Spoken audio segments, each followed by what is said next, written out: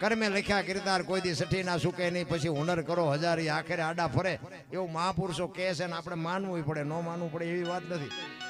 પણ મને એમ થાય કે આમને જો આટલું બધું ભોગવવું પડ્યું હોય તો આપણે એના અગરબત્તી દીવો કરવી હતી આપણું કામ કેટલું કરી દે.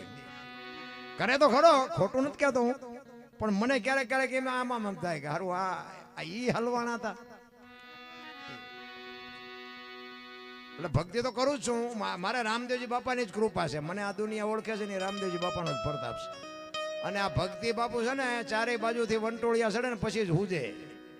કોઈ ધણી ન થાય ને પછી જ બાપુ આ હુજે, ત્યાં સુધી ન હુજે. કારણ કે પેલા ધોકા ફેરવા, ઝઘડા કર્યા, બાયજા અને થોડાક છૂટા હતા, એટલે ત્યાં સુધી બધા પડખેમાં રૂખડિયા ઘણા હતા. અને પછી બધું ખૂટવા માંડ્યું, બધા ખહવા માંડ્યા. પછી મેં કીધું મારું બેટું હવે કઈ મેળ પડે એવું નથી. પછી તો કોઈ નો અડધી ચાય ન પાય ને. પછી મેં કીધું હવે શું કરું, અને લાંબો હાથ ક્યાંય કરેલો નહીં એટલે એ પાછું મેળ ન પડે. અને માલપા ગલુડિયા બોલે ભાઈ, થોડાક દી તો પછી બટા ઝટી મંડી બોલવા. અને આ પહેરેલા હગા ન થાય ને તેથી બાપુ ભજન હુજે, બાકી ભજન ન હુજે. અત્યારે તમને મને સંપત્તિ જ ઈશ્વરે એટલી આપી છે કે હું છું માછું જ નથી કરી શકતા. શું ભજન કરવાના, જરૂર એની છે, બાકી સંપત્તિ ગમે એટલી હોય. હું એવું નથી કહેતો પૈસા આડું હું જવા મારું, પણ એમાંથી મહાપુરુષો કહે છે કંઈક સમય કાઢીને કંઈક કરો. એ પૈસા તો ભલે સંપત્તિ જે છે ને એ બરોબર છે, કરવી પડે, પણ ભેગું તો ભજન જ આવે, એના સિવાય કાંઈ ન આવે. એટલા માટે તમે કરો એ તમને મળે, હું કરું એ મને મળે. પછી આપણો છોકરો હોય તેમાં આપણે રૂપિયા દઈએ કે સંપત્તિ હોય એના ભાગ પાડવી, ભજનમાં ભાગ ન પડે. એ આપણું બૈરું હોય એને કરવું પડે, ને આપણું છોકરો હોય છોકરાને કરવું પડે. એમાં કોઈ નથી મેળ પડતો ભાઈ. જેને પોતાના ખાતાનું બેલેન્સ પોતાના ખાતામાં પોતાની સહી જોવે, નકર ન ઉપડે. આ એવી વાત છે. પણ એવા અત્યારે બુદ્ધિના ગાળિયા થયા છે ને ભાઈ. એક આમ ભાઈ દિવાલમાં ખીલી ખોડતો ઊંધી ખીલી, માથું દિવાલ કોરે અને અણી કોરે હથોડિયું મારે. એ કે કારખાના વાળામાં બુદ્ધિયું જ નથી કે ઊંધિયું ખીલીયું કાઢ્યું. એનો ભાઈ અહીંયા ગયો કે શું કહે છે કે ખીલીયું જો ને કે ઊંધિયું કાઢ્યું. એનો ભાઈ કે તારામાં બુદ્ધિ નથી. કે કેમ? કે આ દિવાલની ક્યાં છે? આ દિવાલની છે. આમ પકડીને લઈ ગયા કે હા આણી તો આઈન પાતી, હું તો અહીંયા મતતો હતો. આખી જિંદગી દિવાલો ફેરવી પણ અહીંયા ખીલી નો ફેરવી નાખી. મારી ખીલી ફરે ફેરવો દિવાલો. અરે શું કર્મની ગતિ હોય છે કે મારા વગર નો હાલે એમ કે. એટલે ગંગા સતીએ એટલે કીધું હું અને મારું એ મનનું કારણ છે. આ મનનું કારણ બાપુ હું અને મારું જો આ બે વાત મટી જાય ને તો કાંઈ છે જ. આ જાનવરોને બાપુ કેટલો વિશ્વાસ છે. એક આપણી શેરીનું કૂતરું હોય તો બાપુ એને ખબર હોય કે હમણાં આવડા રોંઠો કરવા બે છે ને આપણને દેવાના છે, ક્યાં જવા. એ વિશ્વાસ લઈને બેઠો છે ને મારા નાથ તમને ઉગાડે કે ભાઈ ઓલા નાખ, અને નાખવું જ પડે બાપુ. કોઈ એકાબીજાના દ્વારા જ બાપુ બધા જીવે છે. એ ઈશ્વરની ગતિ છે. પણ કર્મની ગતિમાં મને ટપા નથી પડતા. ભીષ્મ જેવાના જો બાપુ બાણની જેની જનેતા પોતાના મૃત્યુ વખતે એમના દૂત આવે અને એમના દૂતને બાપુ ભીષ્મ એમ કે અત્યારે વિયોજા 6 મહિના પછી આવજે. પોતાના મૃત્યુને રોકી શકે એવો સમર્થ ને સિદ્ધ પુરુષ બાપુ છેલ્લે બાણની પથારીમાં હોવું પડે. તો આપણી શું હસ્તી હતી હું એમ કહું છું. આપણી તાકાત શું? પોતાના મૃત્યુને રોકી શકે એવો સમર્થ ને સિદ્ધ પુરુષ. એને બાપુ છેલ્લે જો કર્મની ગતિ ભોગવવી પડી હોય તો તમારી મારી શક્તિ શું? કુરુક્ષેત્રના મેદાનમાં બાપુ 18 દિવસનું યુદ્ધ થયું ને, એમાં ભીષ્મ પિતાએ કૃષ્ણ પરમાત્માની પ્રતિજ્ઞા તોડાવી હતી. તમે વિચાર કરજો કે અખિલ બ્રહ્માંડના માલિકની પ્રતિજ્ઞા તોડાવી સિદ્ધ પુરુષ હોય કેવો, અને એનો જન્મ આપવા વાળી જનેતા કેવી હોય. ભીષ્મએ કીધું ને કે કાલ પાંડવોને રહેવા ન દઉં, નપાંડવી પૃથ્વી કરી નાખવું. અને બાપુ કૃષ્ણ પરમાત્માના રૂવાડા ઉભા થઈ ગયા. કે દાદો બોલ્યો કાલનું રિઝલ્ટ શું આવે કઈ કહેવાય નહીં. અને બધા પોતપોતાની સાવણીમાં હુતા હતા. અને કૃષ્ણ પરમાત્મા રાત્રે કુરુક્ષેત્રના મેદાનમાં વાયા હાથ રાખી અને વિચાર કરે છે કાલનો નિર્ણય શું લેવો. દાદા બોલ્યા છે કાલ પાંડવોને રહેવા ન હતું. અને મેદાનમાં રખડતા હતા ને એમાં એક માને જોઈ, એક જનેતા બાપુ મેદાનની વચ્ચે સફેદ વસ્ત્ર પહેરી અને બેઠી હતી. કૃષ્ણ પરમાત્માને એમ થયું કે અત્યારે બૈરું અહીંયા કોણ? ત્યાં જઈને કીધું કે માં કોણ છો? એટલે એ જગતજનની બાપુ ઊભી થઈને કીધું કે હું ગંગા છું, ભીષ્મની માં છું. અરે માં તમે અટાણે આયા? ઈ કે હા. પણ શું કામ?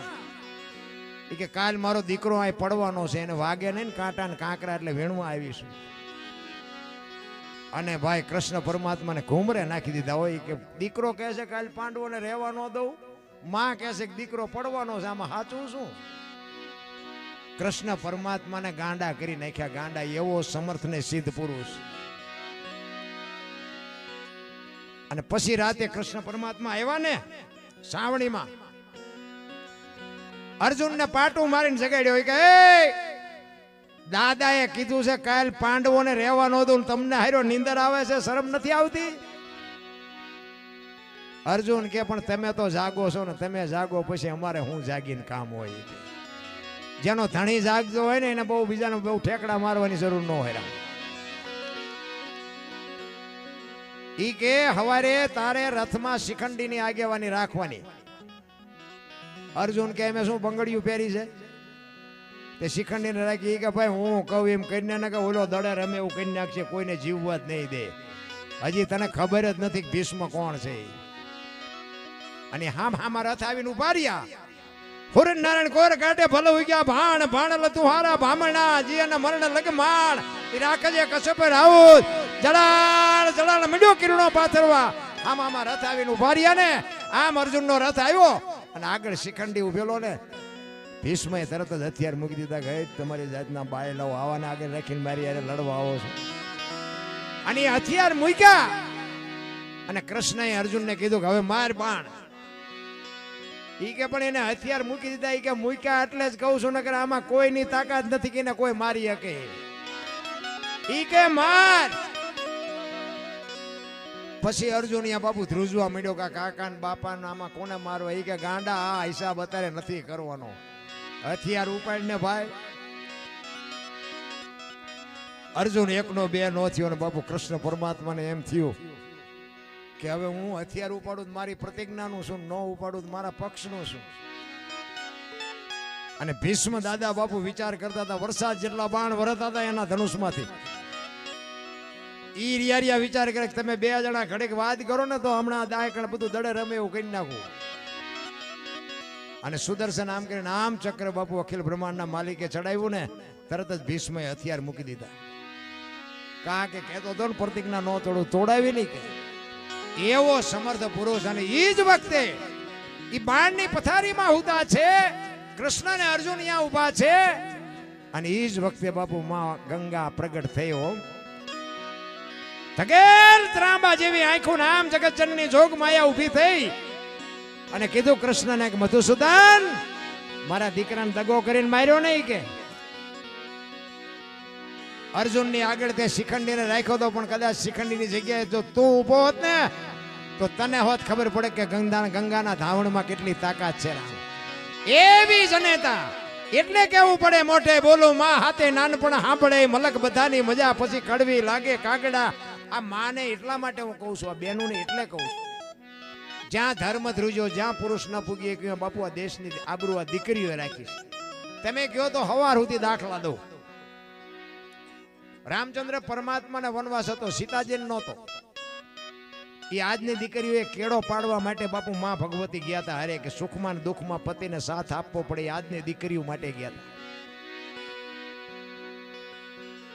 દીકરી તો દીકરી છે એટલા માટે કહું. સગાડસા ને અહીંયા દીકરાને કપાયો ને પછી કે હવે મારે ખાવો નથી, તેથી સગાડસા ભાંગીને ભૂકો થઈ ગયા. તેથી ચંગાવતી આગળ થઈ હતી કે હવે સાધુને હું સંભાળી લઈશ, તમે ચિંતા ન કરશો.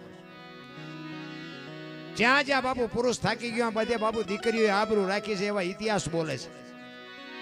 હરિશ્ચંદ્ર રાજા અયોધ્યાનો મહારાજા. વિચાર કરજો, એક સદગુરુ મહારાજનું દેણું ભરવા માટે બજારમાં બાપુ બૈરાની હરાજી કરવી પડે એટલે કેવડી વાત કહેવાય. અયોધ્યાની મહારાણીને લઈ અને નીકળે, મારે બૈરું વેચવું છે, બૈરું વેચવું છે. બૈરું તો વેચ્યું પણ હારો ગરાગ ન જડ્યો. મારા રામ તમને મને શું દુઃખ પીડ્યા છે.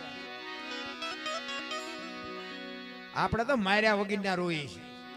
માગણ આવે તો ડેલીઓ આડી કરે, આગળ જાઓ, આગળ આગળ. હવે આગળ ઠેઠ સુધી તારા જેવા છે, જ્યાં જાય બટકો રોટલો દે ને ભલામણા. પણ આ નથી, ખબર જ નથી. ઈશ્વરે તમને ને મને બાપુ કંઈક આપ્યું છે, એમાંથી કંઈક કોકને આપજો, નકર હાથો હાથ દવાખાને દેવા જવું પડશે. ત્યાં તો એ ત્રાજવું લઈને જ બેઠો છે. તમને એવું હોય કે આપણે બારણું બંધ રાખશું તો ઉઘાડીને આપણા હાથે જ દેવા જવું જોઈએ. હા, આપણા ઘરમાં ફર્યો એ આપણું બધું આપણું નથી, એમાં અમુક ભાગ કાઢવા પડે. અને જ્યાં કાઢે છે ને બાપુ, અહીંયા આઠાને ટીકડી નથી લેવી પડતી. અખતરો કરવો હોય કરી જોજો. હા, તમારે હાટું છે તો દવાખાને ડોક્ટર એમ કે પેલા ₹1,00,000 મૂકો, તમે અહીંયા ફટ લઈને મૂકે. માગણને દહકું દેવું નથી. બોલો, એ તમારે એમના હાટું છે તો અહીંયા શું કામ મૂક્યા? આ જ બીમારી છે રામ. તમને ને મને બાપુ જીવન મળ્યું છે, મને તો એમ થાય આપણા ગરડા થીગડા ઉપર થીગડા દઈ દઈને મરી ગયા.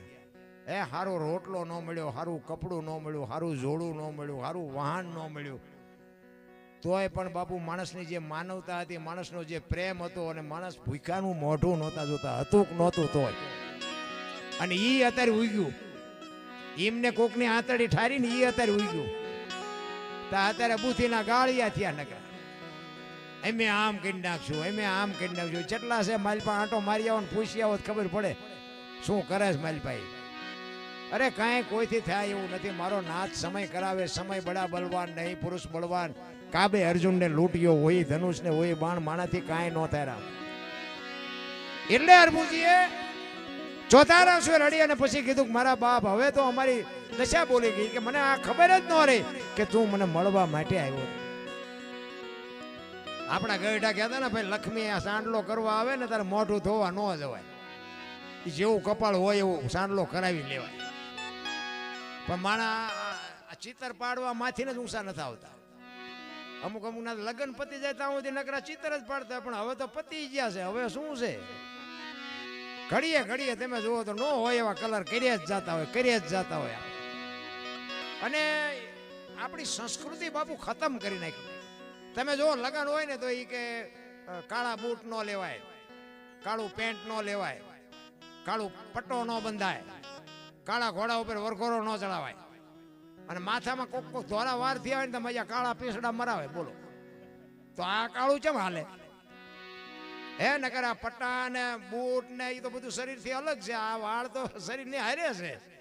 ઈ કાળું હાલે ને ઓલું ન હાલે? આ બધી મન મનાવવાની વાતો છે. ઘણા કે ગંગાજીમાં નાયેલી એટલે પાપ બળી જાય, ત્યાં કાંઠે રહેતા છે, રોજની ધૂપકા દેતા હોય, એમ બળી જાય. કરવું કાંઈ નથી, અને બાપુ કાંઈ બળે નહીં. જે તમારું કર્યું હોય એ તમારા ખાતામાં આવે ને મેં કર્યું એ મારા ખાતામાં આવે, બાકી કાંઈ છે નહીં. રામ કરમની ગતિ છે ને બાપુ, કોઈને ખબર નથી કે શું બનવાનું છે. આપણે અત્યારે આટલા વાગ્યા, કાલે આટલા વાગ્યા, આપણે ચા આવીશું પરફેક્ટ કહીએ કે પાછા ભવની ખોડે ઓલા ભવનો ઓલા ભવનું હોય છે ને આ ભવનું. એટલે આ કાલની ખબર નથી ને ભવની શું ખોડીને બેઠા છો તમે. જાવ આટલા બધા બેઠા છો, તમે જવાના ગમે અહીંયા હોય, પણ આવ્યા ક્યાંથી કોકને ખબર હોય તો કહો. વર્તમાનમાં જીવો ને ભૂતકાળને ભવિષ્યકાળને શું યાદ કરીને કામ છે? જીવો એ સમય આવવો નથી ને હવે કેવો આવે એ ખબર નથી. આજ આપણે અહીંયા રામદેવજી બાપાનો પાઠ છે ને ભજનમાં આનંદ કરીએ છીએ. બસ આટલું યાદ રાખો ને, કાલની વાત કાલ. પણ 2 મહિના 100 મહિનાના ખોડા ઘટતા હોય ત્યાં કે ઓલા ભાઈ ગઈ તો ઉપડી ગયા. કરમની ગતિ. કૃષ્ણ અને અર્જુન બે આમ ખેતરના શેઠે હેલા જતા હતા ને. આગળ કૃષ્ણ ભગવાન હતા ને વાંહે અર્જુન હતો. એમાં એક મગના ખેતરના શેઠા પાસેથી નીકળ્યા ને મગને સિંગું આવેલી. એ આમ સિંગું જોઈ ને અર્જુનને બાપુ મોઢામાં પાણી આવ્યું કે ભૂખ લાગી છે ને એકાદી સિંગ તોડીને ખાવું. અંદર મને ભૂખની વરાળું નીકળે છે. આગળ કૃષ્ણ ભગવાન હાલ જતા હતા, વાંહેથી ને મગની સિંગ એક તોડી અને ખાધી. અને પેટમાં ગઈ ને એટલે કૃષ્ણ પરમાત્માએ કીધું, અર્જુન શું કર્યું? એ કે પ્રભુ ભૂખ બહુ લાગી હતી ને એટલે એક સિંગ મગની તોડી. એ કે એમાં દાણા કેટલા હતા? એ કે 7 દાણા હતા.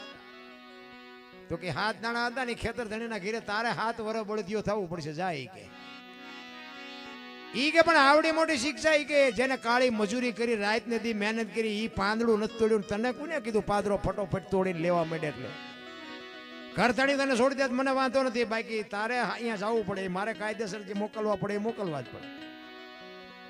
એ પટેલનું ખેતર હતું ને પટેલના ઘરે ગાય હતી ને ગાય વિયાણીને વાસડો થઈને અર્જુન આવ્યો. 400 મહિનાનો સમય થયો ને એટલે પટેલને પતિ પત્નીને બેન બહાર ગામ જવાનું છે. એટલે પાડોશીની બાઈ હતી એને કીધું કે અમારા ઘરનું ધ્યાન રાખજો, ગાયને વાસડાને પાણી પાણી નીણ બીણ કરજો અને અમે 2 દી રહીને આવતા રહીશું. કે વાંધો નહીં. એ પાડોશીની બાઈની બુદ્ધિ બગડી કે પટેલને તલ ઘણા થયા, 2-3 કોઠીઓ ભરી, એ કે થોડાક તલ લઈ લઉં કે છોકરા ખાશે. એ હુપડું લઈને આવી અને અહીંયા તલ એક હુપડું ઘરે નાખીએ, બીજું ભરવા આવી ને તો એ ખડકી પાસે વાસડો બાંધેલો હો. વાસડો બાંધ્યો વિચાર કરે કે હું 7 દાણામાં હલવાનો છું, આ હુપડા હારવા માંડી. એ બીજું હુપડું ભરીને નાખીને ત્રીજું ભરવા આવી ને એટલે વાસડાને વાસા આવી કે એ માં શું તું આ કરમની ગાહડીઓ બાંધે છે? તને એમ હશે કે હું વાસડો, પણ હું કુંતી પુત્ર અર્જુન છું, પાંડુ પુત્ર અર્જુન છું. મારા ધણીના ખેતરમાં મેં એક મગની સિંગ તોડીને એના 7 દાણા નીકળ્યા ને મને 7 વરાય બળદિયો થવા મોકલ્યો. તું તલના દાણા તો ગણ બનાડી છો હારવા. આ કરમની ગતિ બાપુ તમને એક દી આડું આવે આવે ને આવે. કોઈને એમ હોય કે આપણને કોઈ નથી ભાડ્યા, ના ઓલો તો બધું તમારા મારા બધાની સામે ધ્યાન રાખીને. કારણ કે જે શ્વાસા છે ને આપણા, આ સંતો પાસે સાંભળેલી વાતો છે. ભાઈ આમાં જો હાસું લાગે રાખવાનું, ખોટું લાગે પડ્યું રહેવા દેવાનું, ફોન બોન ન કરતા. હા ચોખી ચટ વાત, અત્યારે ફોને લોહી પીધું.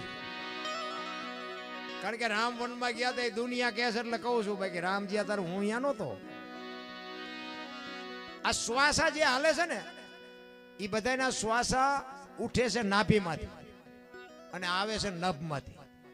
તમારે અખતરો કરવો હોય તો કરી જોઈએ. જો આ છે ને આ રહી આપણી સત્ય સનાતન ધર્મની ઈ પ્રણાલિકા. આવે છે નભમાંથી અને ઉઠે છે નાભીમાંથી. નભ છે ને એ બધાને એક જ છે. કૃષ્ણ પરમાત્મા, રામચંદ્ર પરમાત્મા, રામદેવજી બાપા જ્યાંથી લેતા હતા ને ત્યાંથી જ આપણે લઈએ છીએ. નભ બધાનું એક છે, નાભી બધાની અલગ છે. જો એક જ નાભીમાંથી લેવાતો હોત ને તો બધા ભગવાન જેવા જ હોત. નભ બધાનું એક છે, નાભી અલગ છે ને એમાં ડખા થાય છે. કોક પૂજે એવો હોય ને કોક કપાતર આપણને એમ થાય મોઢું જોઈએ ખાવા ન મળે. બધા માણસ હોય એટલે મહાપુરુષોને લખવું પડ્યું. આનંદ કહે પરમાનંદા માણે માણે ફેર, 1 લાખો દેતા ન મળે ને બીજો ત્રાંબિયાનો તેર. હા અમુક માણા આવે ને તો બાપુ ઓલા દીવા પાસે પતંગી આવે ને એમ મંડે આવો, અને અમુક માણો આવે ને એટલે બેઠા હોય તો વિખાવા મંડે હાલો આવે ઓલી હળીશ આવે. એ માણા ના આ માણા માણસ બનવાની જરૂર છે. બાકી માણા નહીં બનવાનું તો આ દુનિયામાં બાપુ કોઈ હિસાબ નથી. કાગ બાપુને લખવું પડ્યું મીઠું ભરેલા માનવી જેથી જગ છોડીને જાય, કાગા એની કાણું ઘરે ઘરે મંડાય. હારો માણા વ્યો જાય. દુનિયામાં બાપુ હગો ન હોય, ગામનો ન હોય તો હૃદયમાં હબાકો આવી જાય. અરે માણા જેવો માણા વ્યો ગયો ભાઈ. એમ જીવન મળ્યું છે, કોકને ઉપયોગ થવાની જરૂર છે. હાતમ આઠમનો તહેવાર હોય અને ઝૂંપડામાં કોક રહેતા હોય ગરીબ માણા, એ લુગડા વગરના છોકરા આમ ફળિયામ રમતા હોય ને લુગડા વગરના છોકરાની માં અંદર હોય અને હાતમ આઠમનો તહેવાર હોય તો કોક દી ગયા જઈને પૂછજો કે ભાઈ તમે ઢેબરા કેમ નથી બનાવ્યા? એટલે લુગડા વગરના છોકરાની માં હોય ને અંદર, એ એમ કે ભાઈ થોડાક પૈસા હતા ને એ લોટ ને ગોળ લાવ્યા પણ તેલના પૈસા નહોતા ને એટલે ઢેબરા ન બનાવ્યા. અને જો મારો નાથ અપાવે ને એવા ઝૂંપડામાં 500 કિલો તેલ આપી આવો ને અને ઈ તેલ આપો ને એમાં જેથી ઢેબરા બને અને લુગડા વગરના છોકરા ખાય, એના પેટમાં જાય ને પછી જે આશીર્વાદના ધોધ છૂટે ને એ ખટારાના ઠાઠામાં ગરી ગયા હોય ને તોય મારો બાપ ન મારી હકેરા. કરવાની જરૂર તો આ છે. એ તો તમે કાજુ બદામની ઓગેટ કરો એટલે તમને નથી ખબર. બાકી એમને બિચારાને પાર્લે કેવું હોય એ ખબર નથી. એને એક પાર્લે નું પડીગું આપો ને 5 રૂપિયા વાળો ની ખાય ને તોય બાપુ એની આંતડી તમને કંઈક દુઆ દઈ દે. ભારે મોજ આવી, ભારે મોજ આવી. પણ આપણે સંસ્કૃતિને બાપુ ખતમ કરી નાખી બધા ભેગા થઈ. આપણા ગઢા થીગડા વાળા પહેરી પહેરીને મરી ગયા, સારું લુગડું નથી જડતું. અત્યારે લુગડા હારા જડતા ફાટલા પહેરવાનું ચાલુ કર્યું. એટલે જીન્સમાં જોવો તો માથા બી જાય, એવડા એવડા ફાંકા ભાઈ ઈ પહેરે. એટલે આવા તો અમે પહેરતા જ હતા, ખબર નહોતી કે આવું ટાણું આવશે ને કે હાથ પીને રાખ્યા હોત તો અમે પહેરતા હતા. અરે જોવો તો ખરા સંસ્કૃતિ ફેરવી નાખી. ચોખ્ખું ઘી બજારમાં નથી ખપતું. દારૂ આમ તમે જુઓ બાવળિયામાં પીપળા કપી જાય. ગાયો રોડ માથે રખડે છે, કૂતરા બંગલામ છે. જોવો તો ખરા. ભેંસું બેઠી ઊભી ખાતી હતી, માણા બેઠા ખાતા હતા. અત્યારે ભેંસું બેઠી ખાય છે, માણા ડીસું લઈને રખડે છે. એક ભાત નાખજે, દાળ નાખજે, એક ભજીયું નાખજે. ભિખારી જેવી જિંદગી કરી નાખી ભલામણ. તો એ પાછા કહે છે કે મેરા ભારત મહાન, ખટારાના ઠાઠે લખ્યો ભારત મહાન નો થાય. એની માટે તો આપણે સુધરવું પડે રામ. ભારત તો મહાન જ છે. આપણે એને બાપુ આપણે ગોટે ચડાવ્યો. ભારતમાં કાંઈ ઘટતું નથી, પણ આપણને વાંધો છે કે આપણે માણસ એક નથી, એ જ નથી સમજાતું. આપણે દુનિયાને છે. હું તો એમ કહું કે આ બેનું હોય ને, બેનું પતિ પત્નીના એક મતા તો સરગાપુરમાં સદા બે માણા બાપુ જો હરખા હોય તો જીવવાની મજા આવે. અને ઘરની વાત બાપુ ઘરમાં રખાય. ઘરના વંટોળિયા બાપુ ઘરમાં રખાય. બહાર વંટોળિયા પોગે ને, આ હમણાં તમારે વાવાઝોડું હોય કે ન હોય, અમારે હતું હમણાં અઠવાડિયા 10 દી હોય. એ કલાક બે કલાક રહે ને પછી એ તો શાંત થઈ ગયું. પણ ઘરમાંથી જે વંટોળિયા ઉભા થાય ને એ હેઠા જ નથી બેહતા. એ કાં તો એકાદાનું ઉકલનામું કરી નાખે ને કાં તો એકાદાનું ઘર ભાંગે. તારે હેઠો બેહે વંટોળિયો. ત્યાં સુધી કંઈક નવા જૂની કરે તારે એ વંટોળિયા હેઠા બેહે. અમારે હમણાં જ અહીંયા એવું બનેલું. એક પતિ પત્ની રહેતા હતા અને બેન ઘરનું કામ કરે ને ભાઈ ખેતીનું કામ કરે. તે બેન રસોઈ બનાવતા હતા ને તેમાં એક પાપડનું પડીકું રોજ આડું આવતું હોય. તેમને એમ થયું કે લેના પાપડ શેકી નાખું. ને ઓલો ભાઈ આવ્યો અને રસોઈ બનાવી હતી, બધું આપ્યું ને પાપડ મૂક્યા. હવે ઓલો સાણો મનો ખાઈ લેતો તો વાંધો નહીં, પણ આપણે પાછો ધણીનો પાવર હોય. હું ધણી શું એને વંટોળિયો સડાયો. એ કે આ પાપડ ભાંગી દે. એની વહુ ને કે, એની વહુ કે તમને ભગવાન હાથ નથી આપ્યા. ઈ કે તું મારી વહુ છું, હું તને કહું તાર કરવું પડે. ઈ કે પણ હું ક્યાં ના પાડું, તમારી વહુ છું એમ નથી એમ.